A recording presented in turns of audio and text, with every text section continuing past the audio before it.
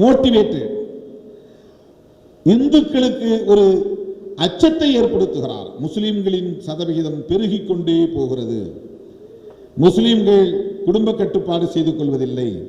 முஸ்லிம்களின் மக்கள் தொகை பெருக பெருக 14.5% என்று ஆன பிறகு இந்து தேசம் ஒரு காலத்தில் இஸ்லாமிய நாடாக மாறும்.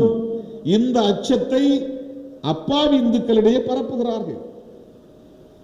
பாகிஸ்தானிலிருந்தும் ஆப்கானிஸ்தானிலிருந்தும் பங்களாதேஷிலிருந்தும் வந்தவர்களில் பெரும்பான்மையானவர்கள் டெரரிஸ்ட் என்கிற ஒரு கருத்தை பரப்புகிறார்கள். பயங்கரவாதிகள், அவர்களால் இந்த நாட்டுக்கு ஆபத்து. இப்படி முஸ்லிம் வெறுப்பை மிக வெளிப்படையாக அவர்கள் செய்வதற்கு என்ன காரணம்? அரசியலமைப்பு சட்டத்திற்கு எதிராக மிக வெளிப்படையாக இந்த சட்டத்தை அவர்கள் கொண்டு வருவதற்கு என்ன காரணம்?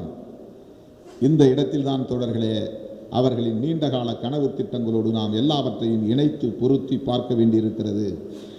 அவர்களின் நோக்கம், சங் பரிவார் அமைப்புகளின் நோக்கம், தொலைதூர செயல் திட்டம் 3.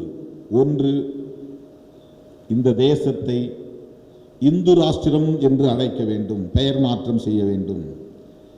அதற்கு அவர்கள் சொல்லுகிற காரணம், ஜஸ்டிபிகேஷன், நியாயப்படுத்துதல் என்னவென்றால், பாகிஸ்தான் முஸ்லிம் நாடு, பங்களாதேஷ் முஸ்லிம் நாடு, ஆப்கானிஸ்தான் முஸ்லிம் நாடு, இப்படி எல்லா நாடுகளும் அவரவர் சார்ந்த பெரும்பான்மை சமூகத்தின் தேசமாக அறிவிக்கப்பட்டிருக்கிற போது இந்துக்கள் பெரும்பான்மையாக வசிக்கக்கூடிய இந்தியாவை ஏன் இந்துக்களின் ராஷ்டிரம் என்று சூட்டக்கூடாது, அழைக்கக்கூடாது, மாற்றக்கூடாது?